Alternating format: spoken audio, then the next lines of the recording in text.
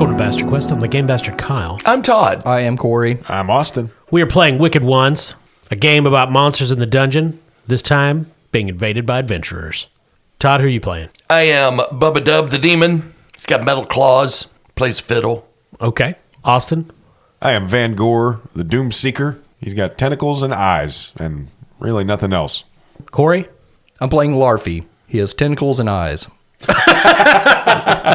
And an insatiable hunger for brain. And quiet shoes. And quiet shoes. They're really booties. I picture they're like silk and they have like a little frill around the ankle, you know? I was about to ask, are they actually quiet or do they just look boring? They look quiet. Well, so Corey noted this morning before we started recording that last time we forgot to do XP at the end of the session. So we're going to do that quickly. Yeah, we do that at the end of every session, don't we? Yes. And so, as with a standard Forge of the Dark game, you get XP based on what you do, and you should have your XP triggers, I believe, in the bottom right-hand corner of the character sheet. Now, is this different for everyone? Some of them will be. I know, for example, since you're kind of a different type of monster than Todd, I think they will be slightly different, but go ahead and read yours, Corey.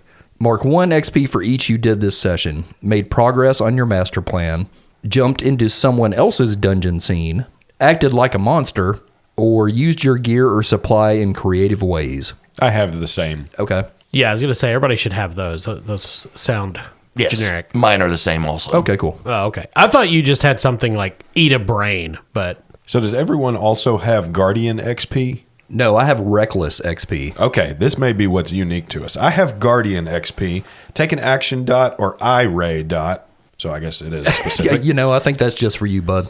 When full, mark 1 XP if you were neither bloodied nor went feral this session. I've got 2 marks to make in that. So my Reckless XP, take an action dot when full, mark 1 XP if you played into either being bloodied or going feral this session. I have the same as Corey, Reckless XP. Gotcha. Okay. And do you guys have light tongue words on here? I do. I don't Yes. think we've discussed that whatsoever because it's seemingly a random assortment of words here, Kyle. So the base game assumes that the dark factions and the light factions literally cannot communicate with one another. Oh, okay. I've ignored that. I think the conceit initially being that you can barely even communicate with the light side except for these concepts. I see, because it's words like you, 1, 2, 3, yes, no, maybe, go, do, stop, eat, give, gold. I think the idea is that not being able to communicate with the light factions would increase the chances of violence. I've never known players in an RPG to need any sort of excuse for violence. Nah. God, I think it's trying too hard. I think it's fine. I would just like to point out that Light Tongue was my counselor at church camp. No. Oh, no. A while since that one came up. Ouch. Let's figure out what XP is. Well, one of them is when you meet light tongue. It's an experience. Yeah. He's in the Epstein files. Just look for the heading revival. All right, Corey, so what XP did you earn last session? Well, I made progress on our master plan, I guess. We improved the dungeon. I got a minion. So I'd say specifically, you got a minion, and Yeah. our master plan, step 1, the only thing we have figured out so far is grow the horde. Right. And I guess I acted like a monster because I maimed the poor man, ate part of his brain, and Yeah, okay, so I guess just the 2 of them. cool. But can you explain you jumped into someone else's dungeon scene?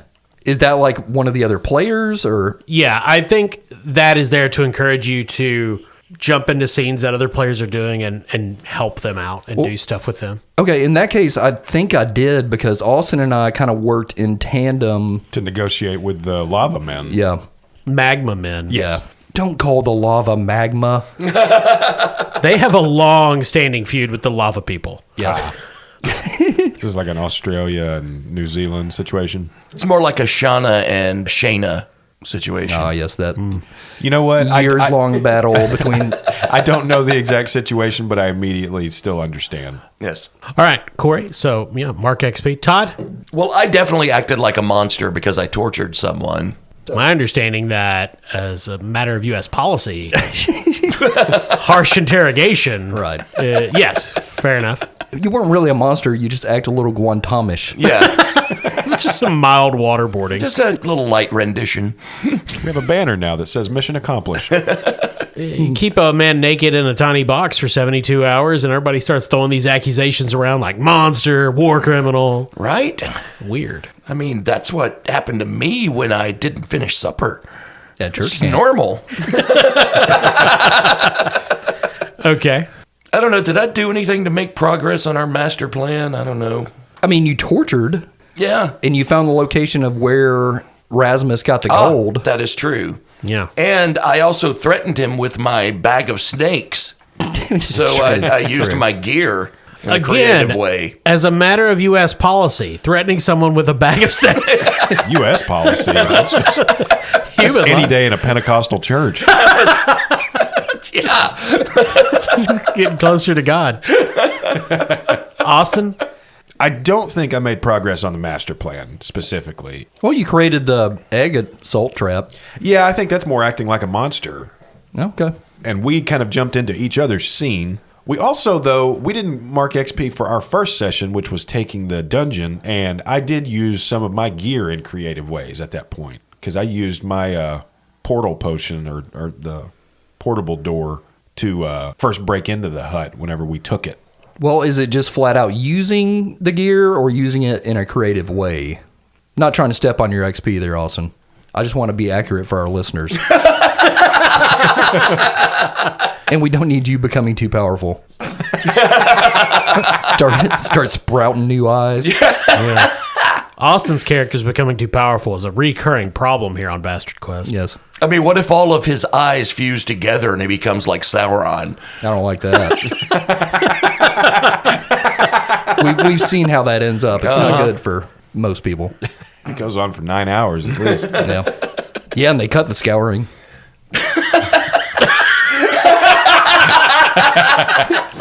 No, Christopher Lee got legit mad they cut the scouring of the Shire. Oh yeah. He was very upset. He died because of it. Committed seppuku. I will scour myself. Learned this in World War II, I did. So I think initially the portable door is meant for us to be able to make a quick transition from where our domain is within a dungeon to other places, to outside the dungeon. Well, actually, that did end up being like a clever way of doing it, because what we ended up saying was the portable door was the real entrance now that only we know about. The regular door is the one that we rigged to be a trap. Yeah, it was the beginning of our illusion. Yes. Rules as written, the portable door only lasts a few seconds, but I believe we actually made it permanent after we I think we kind of broke through. Well, we got 4 of the ducklings to hold it.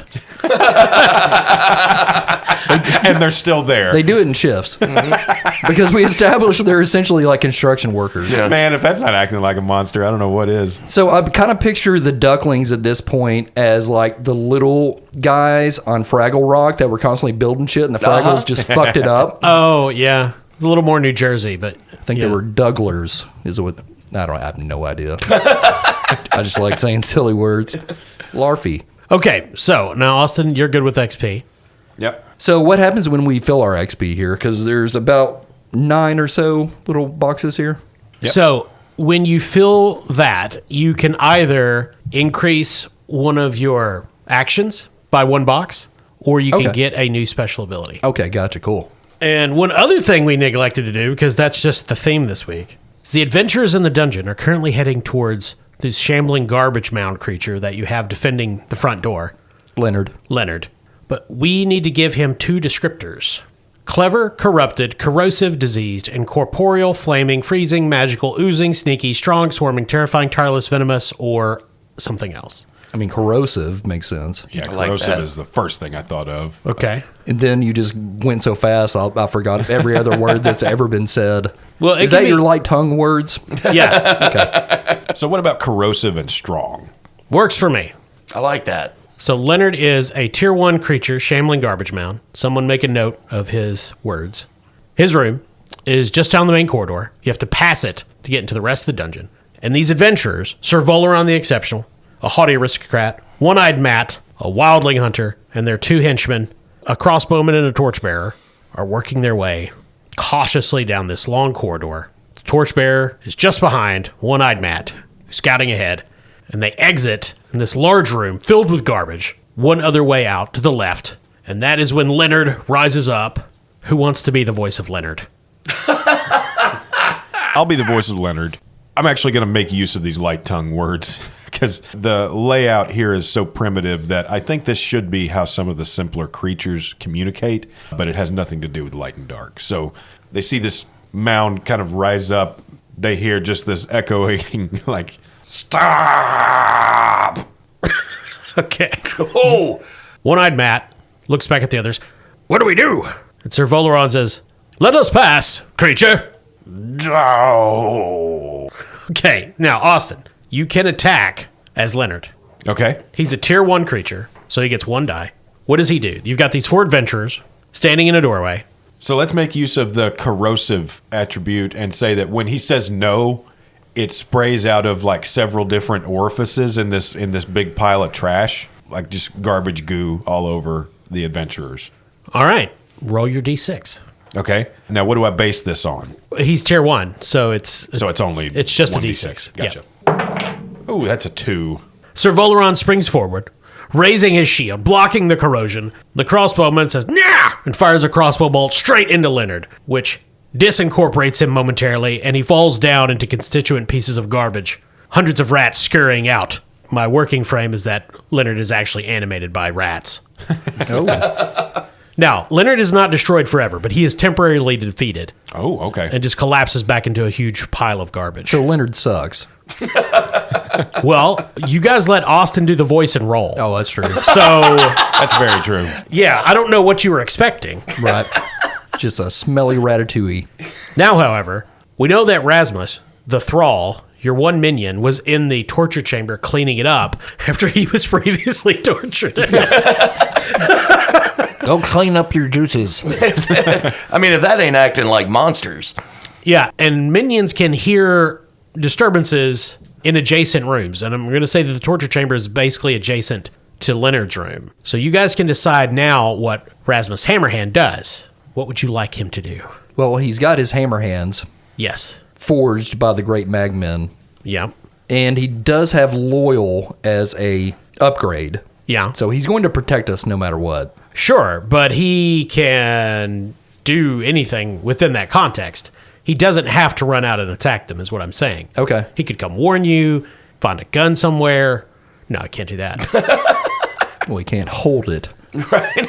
Well, I don't guess there's really a way he can warn us. He's quite far away. Maybe on the next upgrade, we get some kind of like alarm system. That'd be nice. Well, whatever you want to do, essentially at this point, Rasmus is active. And since you only have 1 minion, is your defensive piece at this point in the game. So I think what Rasmus Hammerhands is going to do is not quite run to alert us, but try to get them to follow him into us and the Magmen and the Trick Shower and Carl Childers and all the manner of dangers ahead. Okay. So what does Rasmus do to that end, I suppose? He jumps out and says Hammerhands. Hammerhands! So I guess he's going to use his threaten. That's one of the only skills he has, or actions, I should say. Alrighty. Which is 1 die. That's a 3. Jesus. He forgets to say hands. Hammer! One-Eyed Matt shouts, "It's a guy!" And pulls a throwing axe, hurls it down the corridor. The axe hits Rasmus. Fortunately, it's the blunt end, and it just hits him right in the face. He goes, "Oh, Hammerhands!" He is bloodied now. Okay. If he is injured again, he will die. Oh, okay. So they're not going to follow him, because that's failed. Okay. But Rasmus is still getting the fuck out of there. He's going to leave. Okay. And Matt used his pounce there to injure him. No. So Rasmus, which way does he run? Does he run back into the torture chamber or away down towards the locked door? He's heading towards Larfy. Okay. So Sir Volaron says, we should be cautious. We can't go running after threatening Hammerhand people. That says, I want to get him. So they discuss. And meanwhile, the torchbearer says, hey, a shower. And you guys can attempt to use your trick shower, which, just to remind the audience, tricks are subtle ways to get adventurers to do what you want or create advantageous situations. And your trick shower showers them with lava? I think we decided it's just superheated by the magma. Okay. Well, so what would you want them to do with the trick shower? Delay it and actually shower and give you guys time to be warned? Sure. Yeah. Okay. And hurt them if possible. If we roll good enough, I Well, guess. yeah. Their skin might be a little red. Right. Spend too long in there. So the trap is for harm, right? Trap is for harm. Trick is for misdirection, Okay. delays, that sort of thing. You could always upgrade it into a trap. Or it could be a dual trick trap. Okay. So it's a tier 1 trick. So that's 1 die. Okay. Who's rolling? I'll roll. Okay, you got to do the voice for the shower, too.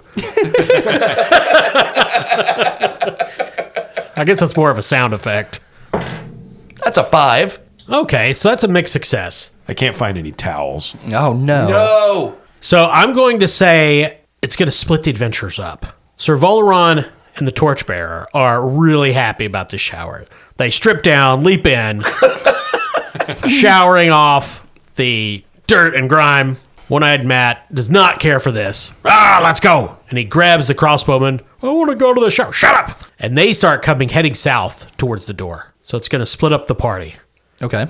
Now, One-Eyed Matt and the crossbowman, they're at the door, which is locked. So I'm going to start a clock for Rasmus reaching Larfy.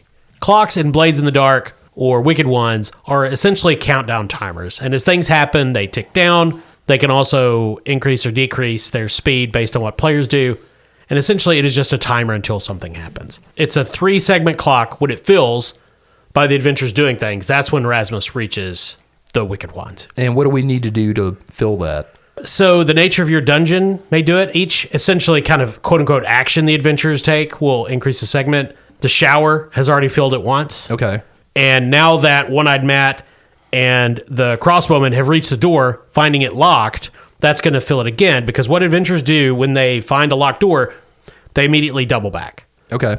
So they're going to go to the torture room. Oh, okay. I thought they were like, that shower didn't sound so bad.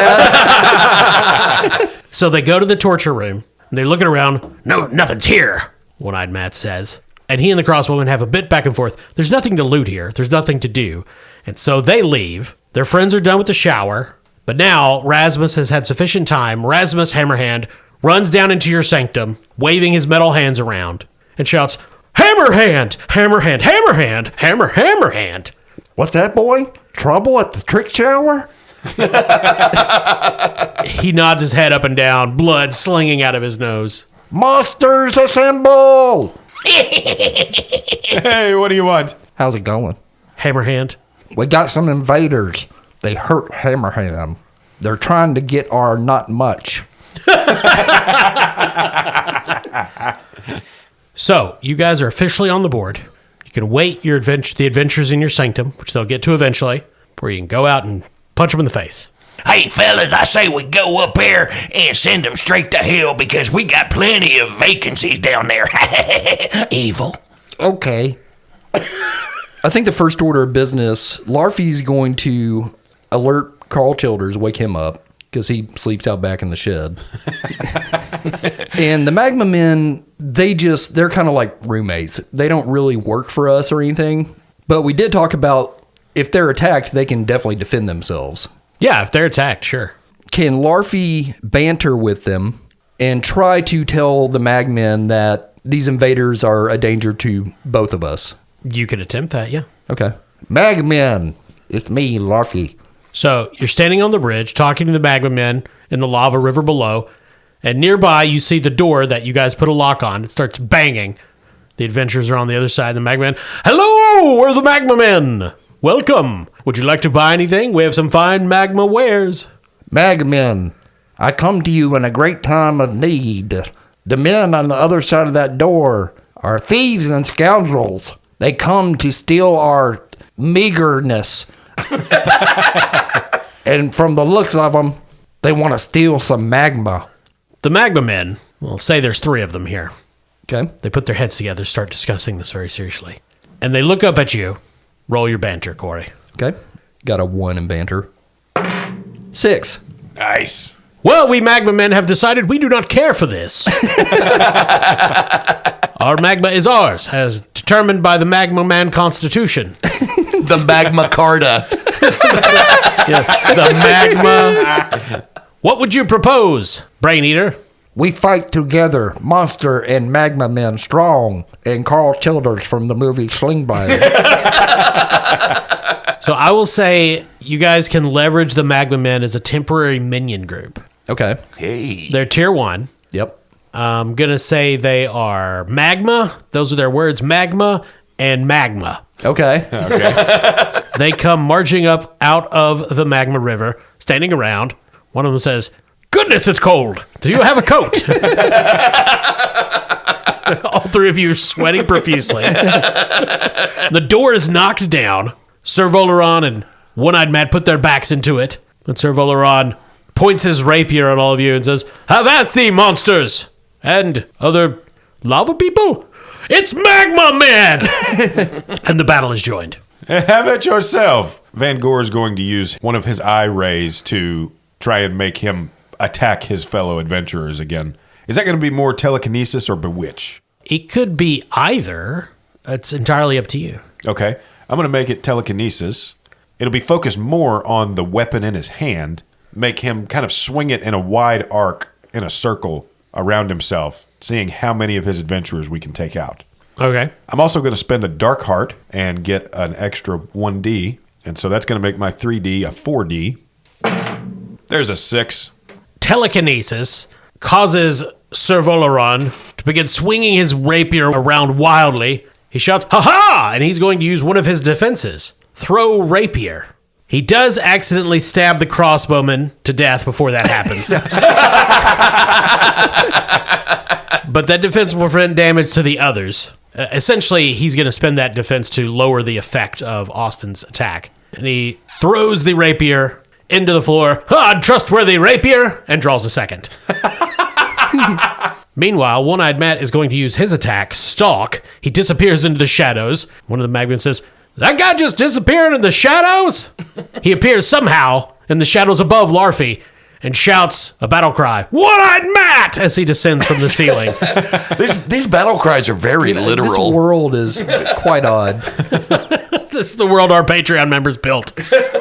He's going to try to stab you with a large Bowie knife with a Kmart sticker on it. Okay. So I've got a psionic power under my reed, which is a telepathy discipline of prescience. Delicious brains can't help but reveal their intentions to you. Any adventurer using a defensive mood against your psionic powers takes minus 1d. When you resist adventurer offensive moves, you take plus 1d. Yeah. So I can use that as a defensive? Absolutely. Okay. And I have 2d in the reed. So technically I'll be rolling 3d? Yes. Okay. Nice. God damn. 3. One-Eyed Matt slams into you, bearing Larfy to the ground, and you realize there are very little brains to read inside. Oh. This outback woodsman is not quite smart, but he is savage and violent. Oh no, a dumb guy. He points at you, correcting you, says, "A dumb guy with a knife!" Oh no. And he stabs you. You're bloodied. Oh boy. Yeah. Just like my son. Bloodied gives you shock to all your attributes. Oh god. Yeah. Shock meaning minus 1d on rolls. Yeah. Okay. Now remember, you can get rid of shock by doing one of those things. For example, if you use one of the actions under the attribute, you only have minus 1d once, and then it goes away. Oh, okay. So all you have to do is fail 3 times. Oh, okay. Yes. So it's like death rolls in D&D, basically. Oh, kind of. Yeah. Know me gaming, I do. All right. What do you guys do? Bubba Dub is going to step up. I think it's time for him to utilize his speedy potion Okay. and attack with his metal claws. Who are you attacking? Who do we have left? Well, lots of people. The Torchbearer, Sir Volaron, One-Eyed Matt, who's stabbing Larfy repeatedly. I will go after One-Eyed Matt to save my buddy Larfy. Okay. Yeah, and I think he's wet Who? from the trick shower. Well, remember, One-Eyed Matt did not bathe. Oh. Sir Volaron did. Okay. All right, Todd. So you're attacking. Yes, do I have to roll my invoke to use the potion since it's magic? No, you just drink it. Okay. No, I beg your pardon, Kyle. I snort it. That makes sense. Yeah. Rubbing it on his gums. I got a kilo of speedy potion. And what does the speedy potion actually do there, Todd? It makes him fast. Oh, I see. Yeah. So I'll tell you what. I'll let you decide how we want to interpret the speedy potion. You could get an extra die representing the speed of your attacks. Well, doesn't using gear give you an extra die when you use it? It can. It depends on. Well, this is supply. Yeah, this is supply. Okay. Or you could attack 2 different people. Ooh, I like that. Yeah, I want to attack 2 different people. The old spinning claw attack. Yep. He's like a Tasmanian devil with his metal claws out. And you can either do it with 1 roll of the dice or you can roll twice. Up to you. Just 1 roll, I think. All right. Who are you attacking? Obviously, One-Eyed Matt. One-Eyed Matt and Sir Volaron. Natural choice. Yep. Bubba Dub reaches inside his shirt pocket. Demon wearing his shirt. Yeah. A polo with or a pocket tee, is it? And sprinkles out a little powder onto his knuckle there and says, "By the power of George Jones, Oh, no. it's fire candy time!" And he snorts it up his nose and immediately begins spinning like a whirling dervish. And the magma men look up. Fire candy. Metal claws.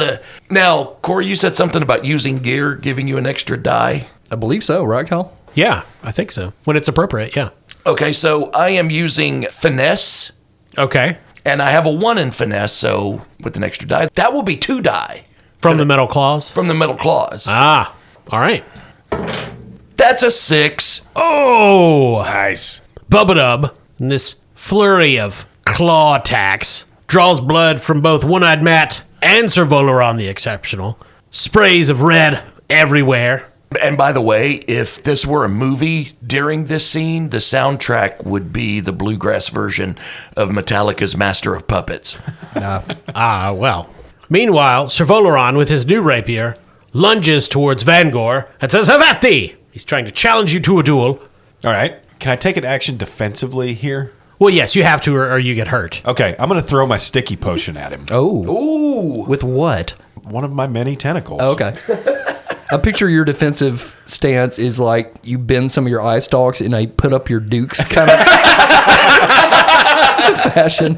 The old One of my other eyeball tentacles comes up with like a horned helmet. Right.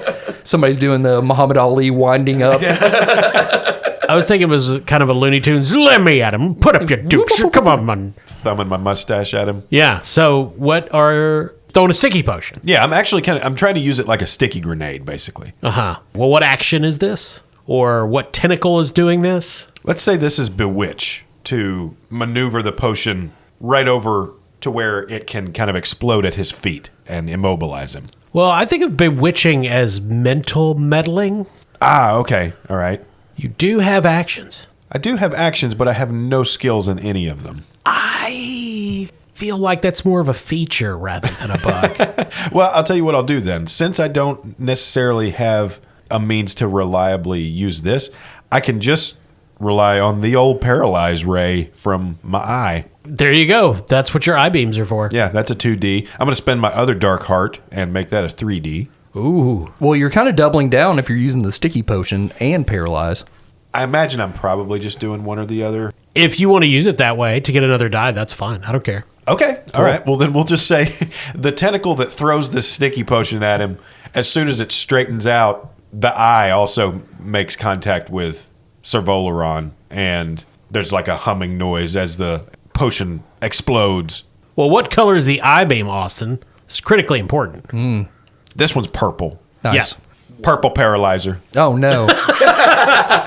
It makes a Prince noise when you use it. It goes, oh! Much better. Roll your 4 dice. I'm just going to point out I rolled 2 1s, but I got a 6. Sir Volaron leaping through the air majestically, rapier pointed towards VanGore's large central eye, gets hit by the purple paralyzer and just pratfalls flat, twitches, does not move, paralyzed, and out of the fight, captured. The torchbearer, still wet from the trick shower, shouts, "No!" and hurls his torch at VanGore. Well, I'm sure it's been put out at this point. I mean, shower. He left it out. Oh, He I see. put it in a sconce. Gotcha. Mental note, make trick sconces. Is that a mechanic we can use at this point? Kyle, can we use a flashback? Yeah, if you want to spend stress, sure. You would have to go through the construction of a trick, but you could do it in a flashback. Well, I was thinking less of a trick, more flashing back to kind of a strategy session with the Magma Men. Like any attack that has anything to do with fire, they just take care of. Like we ask them to take care of it. So what I'm thinking is like he throws this torch and this Magma Man just leaps in front of it and absorbs the flames harmlessly. Well, you could just roll for the Magma Men. They are helping you right now. Okay, So you that's could true. roll for one of them to defend you. Okay. Somebody else want to roll for the Magma Men, please? I will.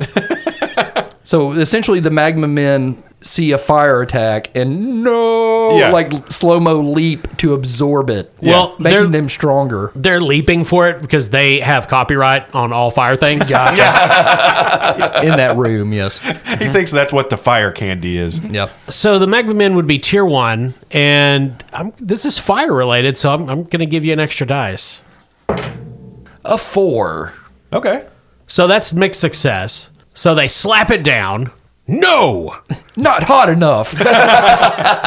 He is our monster. Only we burn him. And the Magma Man flings his arm back, pointing at VanGore, and flings a little bit of lava on VanGore. It burns. I don't like this sort of Jackson Pollock. You're gonna take shock to your muscles because part of you is on fire right now. Okay. Oh, sorry, sir. Brad, you can't treat customers like that. Who's up next? Well, I think it's time for Hammer Hands to get involved here. Okay. He is bloodied, Okay. and that makes him angry. Hammer Hands.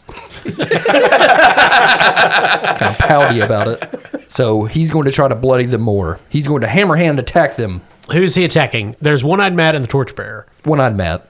All right. He's got to aim for his eye. Nice.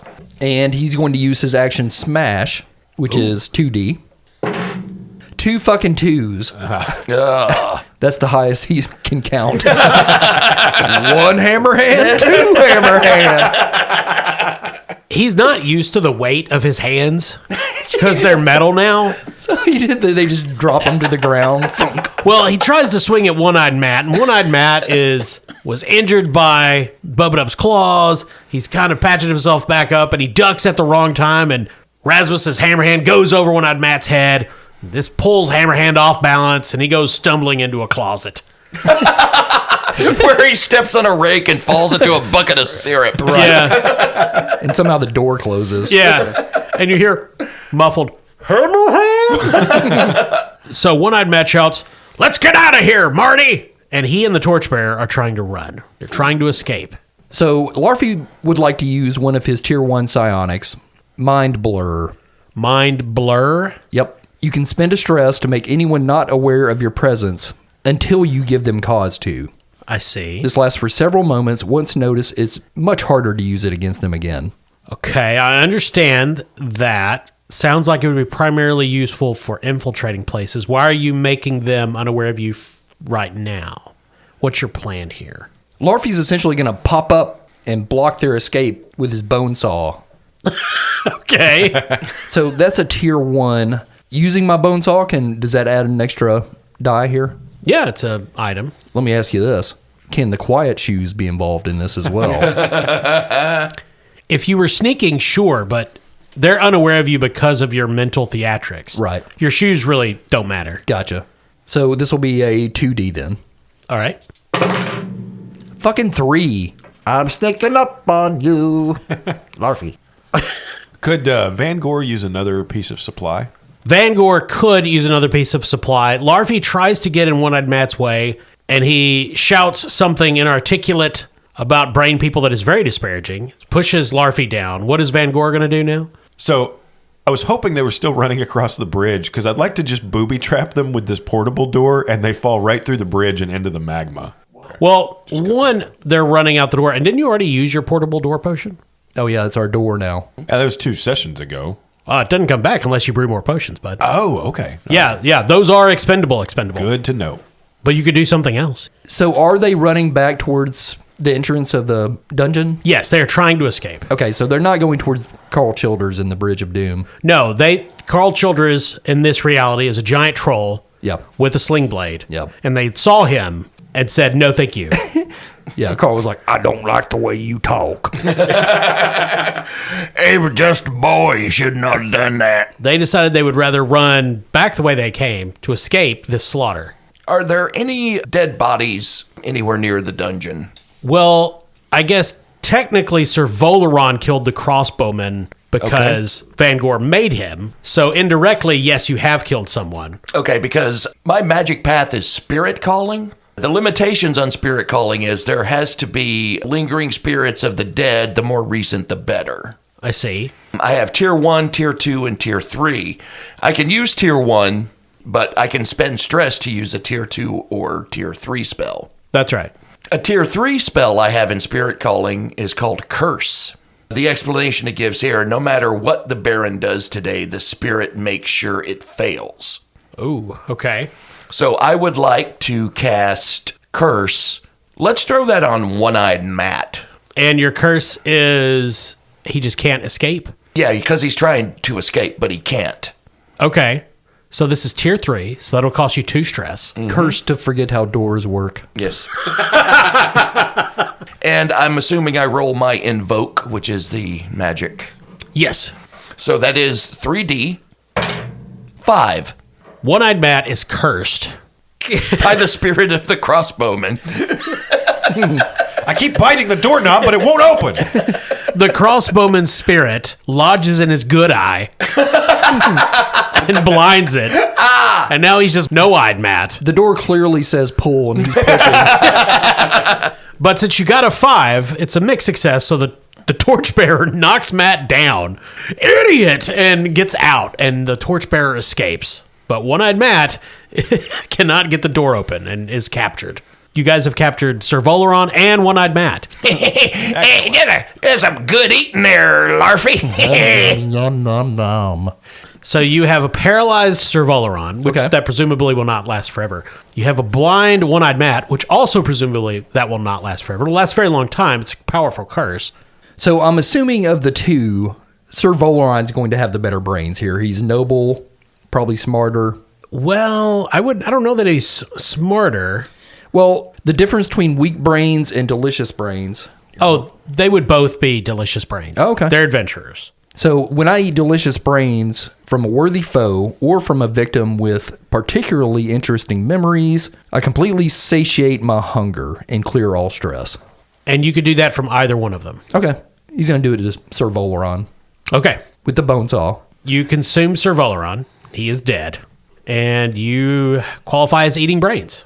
Delicious brains. Yay. Now, the other thing you guys can do, after you've defeated adventurers, you can loot their bodies. Yes. You get to roll 1 loot die per adventurer. So there's 2. So Okay. each of you gets to roll 2d for loot. We each roll? Each roll. This works exactly like counting loot in the beginning of the downtime phase, except this is outside of the downtime phase. Gotcha. Oh, I got a 5 and a 6. 2 6s, that's a crit, motherfucker. That is Yeah. yeah, that's a crit. Larfy. I got a 5 and a 2. Okay, so pretty good rolls all around. We'll start with Todd since he got the lowest. You got a mixed success, so you can gain 1 gold, or you can spend it on revelry instead, meaning you could get a dark heart, or you could just a gold is good. I'm going to get a gold because Yeah. I already have 2 dark hearts, so. Yeah, so you're pulling off bracelets and watches. Now, Austin, you got a 6. Yep. So you pull a mundane or valuable item from the loot. The player chooses what it is. Let me get to the items here. Oh, another door potion. This one's sliding glass. Or we could get a Dutch door just in case we ever acquire a sick horse Hold on, what to talk to. What about this? A Murphy bed. Ooh. It looks like a door. Or a hideaway bed. So, Austin, are there any items you would like to pull off these guys? Now, they have to be mundane or valuable. They're not really magic. Yeah, not like equipment or anything. Well, it could be equipment, as long as it's mundane equipment. What are you going to get, an eye helmet? I'll tell you what. Is there any equipment we could pull off of them to help upgrade our spawning chamber? I would say not. The spawning chamber probably needs to be something magical or monstrously science, and these are not really thinking adventurers. Now, I tell you what, if you wanted to pull off some letter or information about where you could go to upgrade your spawning chamber in the world, like maybe someone received a letter from some sort of wizard Yeah. or something. He's got a Lowe's receipt. Dear Valeron, Aunt Becky here. You know me, just cleaning up my spawning chamber. Here's my address. Proud of you. All caps. Well, maybe there's a letter from the wizard Zamage, the 26th degree Magi, neutral, trying to essentially con Sir Valeron out of money with one of his schemes. And it's like, I will sell you a brand new spawning chamber for the low, low price of $17.99, implying maybe Zamage has a spawning chamber actually or knows about it. Yeah, let's use this to give us the direction for our first raid. Cool. All right. Yeah, so you have a letter from Zamage. That actually gives us two options for a raid because we also have info on the Shipbritches Cabal. That's right. Where the gold came from. Oh, very true. Yep. Because they were doing an excavation. Yep. That was actually what we were planning on doing before the adventurers showed up. It's good to have options. Larfy. Corey, you rolled a crit, so you're going to get a powerful item. I'm sorry. Can you say that again? About a cat just walked past your window. Did it really? Yeah, I was looking at it. Corey, you could get a powerful item. So you could come up with a magic item. I guess it doesn't have to be magic, but that seems like the most natural thing. Okay. Or you could roll randomly for it. Okay. It's up to you. Well, that cat walking by knocked out a lot of my thinking. So I'm just going to roll for it. Okay. 3. All right, roll again. 3. You find a bag amongst Sir Valeron's possessions. It's this leather satchel. It's strapped down, covered in ropes, and there's a note that says, "Do not open." Oh. And when you nudge it, it moves. Oh. And you hear muffled talking. So I don't know exactly what it is. No, you don't. I point my horn helmet towards it. You detect no brains. So it's not a snack pack. Hoping for a brain lunchable. What do you do, Corey? Larfy is ever so slowly going to try to open the bag and give a peek in. Give a peek in. See a human skull, 2 red eyes glaring at you. Let me out of here. Who are you, friend? I'm Jono the Spot Skull. Oh, no. Based on new Patreon member Jono. Thank you, Jono. You're a spite skull. He's a spite skull. You can throw him and he will bite things. Oh, Hell yeah. I am a friend to skulls. Let me show you my decorative skull bowl collection. Yeah. So he floats out. Ah! Where am I? Some idiot captured me. He didn't want me to bite nothing. Worry not, you are amongst evil friends. Is this the PTA? Nope, it's a dungeon. Welcome to the Duck Hut. We got torture chamber and everything. It's amazing. Evil. We even got sling blade. You need a shower? So he is a floating skull covered in eldritch runes named Jono, and he will bite things that you throw him at. I like that. That is your powerful item. Makes the second monster from Doom. We're going to go through all of them, also. So, the invasion safely over. You return to your normal monstrous duties, showing Jono around, presumably putting blind Matt somewhere with his ghost-possessed eye and his other missing eye. Yeah, we put him in the Iron Maiden. I'm going to eat him later. Oh, no. But now it is time to launch a raid. No dungeon is self-sufficient. You need resources. So, for your raid, you need a goal, a target, a plan, and details. Now, I believe you guys want to get your spawning chamber going. Yeah. We do, thinking about it though, Todd makes a good point that we did already have intel on a place for some more general resources. And if Zamage is like a pretty powerful sorcerer. He's not. He's not. No, he's the worst wizard in the Oh, okay. in the land. Okay, I forgot. I just didn't know if that wanted to be something we built up to or if we can go for that one right off the bat. Or we could just roll for it. Hey, that's a good idea. I like that. Have at it, Todd. All right. 1 through 3, it's Zamage. 4, 5, and 6, it'll be attacking the Shitbritches Brigade. That's a 5. Look out, Shitbritches. Now, I will note the Shipbritches Brigade are a dark faction. Even though it is quote-unquote a raid, you don't have to engage in violence. You could go talk to them, Sure. for example. We could barter with them. Mm-hmm. We're quite experienced at this. Okay. But now that we know the target, what is the goal here? What are you trying to get from the Shipbritches Brigade or get them to do? What do you want to happen? Well, we know they have gold. Yep. And we know they're not great because a bunch of lame people got their gold. They're not great. They're a tier 1 faction. I guess we could just kind of feel them out, and then if we think we can slaughter them and take everything, we could do that. Yeah. Hey, what if we take back the one captured raider that we still have? Because it's one of the ones that stole some of their gold, right? That's Rasmus Hammerhands. Oh, okay. He's my son now. Okay. Speaking of Rasmus, he got bloodied. Does that go away after combat, or? Yeah, it will. Okay, both of us got bloodied, actually. Well, We're bloodied buddies. your bloodied actually won't go away until you can recover in downtime. Okay. So you'll need to be careful. Yeah. We actually don't have another downtime coming up until after the raid. This was all a complication, right? Yeah. This can happen because of blowback. Oh, geez. I say our goal should be to get some gold, whether through negotiations or violence. Yeah, we'll just fill it out. So get some gold. Target is the Ship Britches Brigade. What's your plan? I say we start with negotiation, Yeah. We walk up, introduce ourselves, feel them out. just moved into the neighborhood. Okay. Negotiation. And could it turn into a specific negotiation or a con job? Sure. Yeah. Or a massacre. Robbery. Yeah. And I'd say we tried to turn it into something sustainable, like protection money. Sure. Okay, so you need some details. So what are the details? And by details I mean basically like where's the meeting spot? What are you offering? We know you're not there in good faith. So I assume the meeting spot is going to be this cemetery that they're excavating. Okay. Because that's all you know about where they are. Yeah. Well, we could approach them in a way like, hey, our dungeon is this area. We kind of have that on lockdown. Why don't we form a partnership, safe travel through both of our lands, allyship should you need backup, and vice versa. You know, try to form new allies, basically. Monsters strong together. Yeah. Yeah. I like And that. then if they don't go for that, we kill the shit out of them. Uh-huh. Okay. It's just like America. Yeah. Okay, so at the start of next session, we'll make the engagement roll and get right into it. Okay. Cool. Well, so since we don't forget, let's do XP real quick. Okay. Austin, what did you get? I was neither bloodied nor went feral this session, so that completes my set of 3 Guardian XP. Nice.